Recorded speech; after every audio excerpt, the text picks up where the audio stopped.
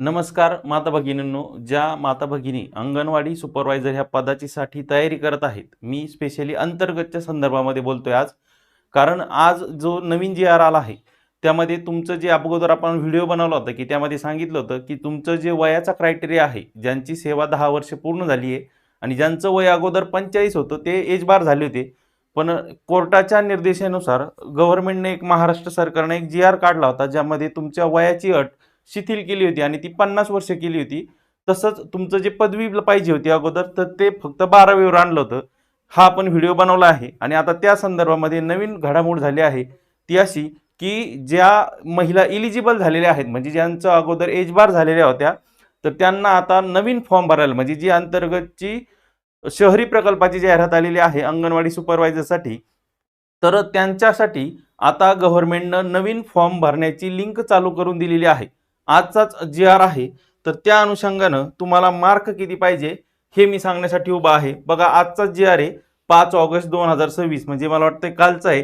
तर ते आपल्याकडे आज आलंय. 7 ऑगस्ट ते 21 ऑगस्ट ही तुमची फॉर्म भरण्याची नवीन डेट आहे. या अगोदर ज्यांनी फॉर्म भरलेला आहे त्यांना नवीन फॉर्म भरण्याची गरज नाही. मी कुणाला सांगतोय, तर ज्या अगोदर एज बार झालेल्या होत्या त्यांना आता नवीन चान्स आहे. म्हणजे ज्यांनी 45 क्रॉस केलेलं होतं आणि त्यामुळे त्यांना मागच्या वेळेस फॉर्म भरता नव्हता आला, मी शहरी प्रकल्पाच्या संदर्भामध्ये बोलतोय, तर ज्यांना फॉर्म भरता आला नव्हता त्यांना आता नवीन फॉर्म भरण्यासाठी लिंक ओपन करून दिलेली आहे आणि ही लिंक उद्या 7 ऑगस्ट पासून सुरुवात होणार आहे.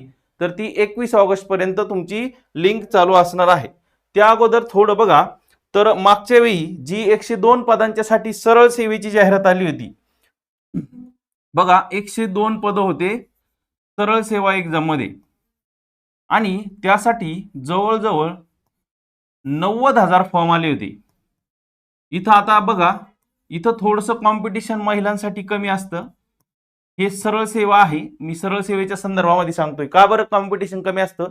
कारण इथं तुम्हाला जर समजा एमपीएससी मधली एखादी पोस्ट आहे, मी एमपीएससीचीच का म्हटलं, कारण तुमचा जो अंगणवाडी सुपरवायझरचा पे स्केल आहे तो एसटीआयच्या किंवा पीएसआयच्या लेव्हलचा आहे, म्हणजे S14 आहे. मग मी त्या संदर्भामध्ये हे सांगत होतो, की इथं तुम्हाला कॉम्पिटिशन कमी आहे. का? कारण इथं अप्लाय करणाऱ्या ह्या सगळ्या महिलाच आहेत. इथं पुरुषांना अप्लाय करू शकत नाही.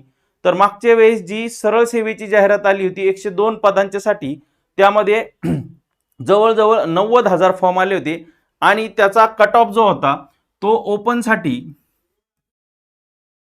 तो होता 160 आणि बाकी कॅटेगरी 145 ते 160च्या दरम्यानच होत्या आणि जे स्पेशली असतील ते त्यांचे यापेक्षा थोडे मागे होते. तर आता तुम्हाला मी हे सांगतोय, की आपल्याला जर तयारी करायची आहे तर आपल्याला किती मार्क पाहिजे. तर बघा, आता तुमचा जो पेपर होणार आहे, ह्या सगळ्या महिला काय आहेत, तर अगोदर अंगणवाडी सेविका आहेत, बरोबर आहे. ह्या काय आहेत, सेविका आहेत. आणि इथं तुम्हाला थोडंसं कॉम्पिटिशन काय असणार आहे, कमी असणार आहे. मग तुमचा पेपरची डिफिकल्टी लेव्हल पण जो सरळ सेवेचा पेपर असतो त्यापेक्षा थोडी कमी असेल आणि त्या अनुषंगानं तुम्हाला इथं तुमचा जो सेफ स्कोर असणार आहे. आता इथं तुम्हाला सगळ्यात महत्वाचं तुमचं आरक्षण नाहीये, म्हणजे तुम्ही जर एखाद्या कॅटेगरीला बिलॉंग करत असाल तर त्या कॅटेगरीसाठी जागा आरक्षित नाहीये. म्हणजे इथं तुमचे जे मार्क मिळणार आहे प्रत्यक्ष पेपरमध्ये तुम्हाला, त्या अनुषंगानंच तुमचं मेरिट ठरणार आहे. मग तुम्हाला सेफ स्कोर काय असला पाहिजे, तर मागच्या वेळी आपल्याकडं जी सरळ सेवा परीक्षा झाली होती त्यामध्ये पण आपल्याकडे भरपूर सारे ऍडमिशन होते त्या सरळ सेवेच्या एक्झामच्यासाठी, आणि त्यामध्ये काही अंतर्गतच्या महिला होत्या, म्हणजे ज्या अगोदर सेविका आहेत आणि त्यांनी सरळ सेवेसाठी अप्लाय केलं. तर आपण एक त्यांचा ओव्हरऑल फीडबॅक घेऊन म्हणजे तुम्हाला मार्क सांगतो मी. तर बऱ्यापैकी लोक हे 135च्या आसपास होते. मग तुम्हाला काय करायचं आहे, तर तुमचा जर तुम्हाला ह्यावेळेस अंगणवाडी सुपरवायझर व्हायचं आपलं स्वप्न पूर्ण करायचं असेल तर तुमचे मार्क हे 135 प्लस असले पाहिजे, तर तुमची पोस्ट शुअर आहे. आणि सगळ्यात महत्वाचं म्हणजे तुम्हाला इथं निगेटिव्ह मार्किंग असणार नाही. म्हणजे जी सरळ सेवेला निगेटिव्ह मार्किंग होती तरी पण त्यांचा कट ऑफ हा ओपनचा 160च्या जवळ होता, तर तो इथं आता तुम्हाला कट ऑफ कमी झालेला दिसेल. का? कारण बऱ्याचशा महिला असतात ज्या अगोदर सेविका आहेत, थोडा वेळ कमी मिळतो त्यांना अभ्यास करायला, तरी पण तुम्ही 135 प्लस धरून चाला, की आपल्याला 135 मिनिमम मार्क आले पाहिजेत. आणि सगळ्यात महत्वाचं इथं तुम्हाला निगेटिव्ह मार्किंग नाहीये, निगेटिव्ह मार्क नाही, बरोबर आहे. आणि थोडासा पेपर जो डिफिकल्टी लेवल आहे ती थोडी कमी असणार आहे, काठिण्य पातळी म्हणू याला आपण. तर जी पेपरची काठिण्य पातळी आहे ती सरळ सेवेच्या पेक्षा तुमची कमीच असणार आहे. जर तुम्हाला सरळ सेवेचे मागचे प्रश्न पाहिजे असतील तर आपलं उत्कर्ष इन्स्टिट्यूटचं पुस्तक अवेलेबल आहे आपल्या ऍप्लिकेशनवरती, ज्यामध्ये तुमचे जे सरळ सेवेचे सगळे पेपर झाले ते सगळ्या शिफ्टचे त्यांचं पेपर आपण एक कंपाईल करून एक पुस्तक बनवलेलं आहे. ते पुस्तक घेऊन तुम्ही तुमच्या अभ्यासाची दिशा ठरवू शकता. पण मी इथं सांगल की तुमचा जो पेपर आहे तो नक्कीच सरळ सेवेपेक्षा इथं थोडासा कमी अवघड असणार आहे. बघा, आपण अंगणवाडी सुपरवायझरसाठी नवीन बॅच चालू केलेली आहे. बॅच 10 जुलै रोजी सुरुवात झालेली आहे.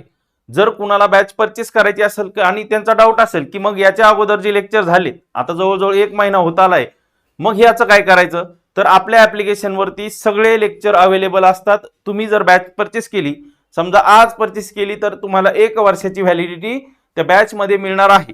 ज्यांना बॅचला प्रवेश घ्यायचा असेल त्यांनी 15 ऑगस्ट पर्यंत आपली बॅच परचेस करा. आपल्या प्लॅटफॉर्मवरती, उत्कर्ष इन्स्टिट्यूटच्या प्लॅटफॉर्मवरती असणारी कोणतीही बॅच तुम्हाला फक्त 999 रुपयामध्ये मिळणार आहे.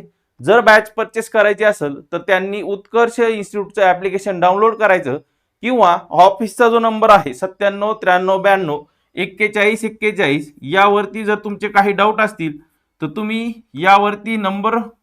यावरती फोन करून तुमचे जे काही डाऊट असतील ते तुम्ही इथं विचारू शकता. मी परत एकदा सांगतो, आपल्या प्लॅटफॉर्मवरती म्हणजे ऍप्लिकेशनवरती ज्या कोणत्याही बॅचेस असतील, कोणतीही असू द्या, ती बॅच तुम्हाला 15 ऑगस्ट पर्यंत 999 रुपयामध्ये मिळणार आहे. ज्यांना बॅच परचेस करायची असेल त्यांनी उत्कर्ष इन्स्टिट्यूटचं ऍप्लिकेशन डाउनलोड करायचं. तुर्तास धन्यवाद. जर काही नवीन अपडेट आली तर आपण परत एकदा भेटू. बाय सर्वांना.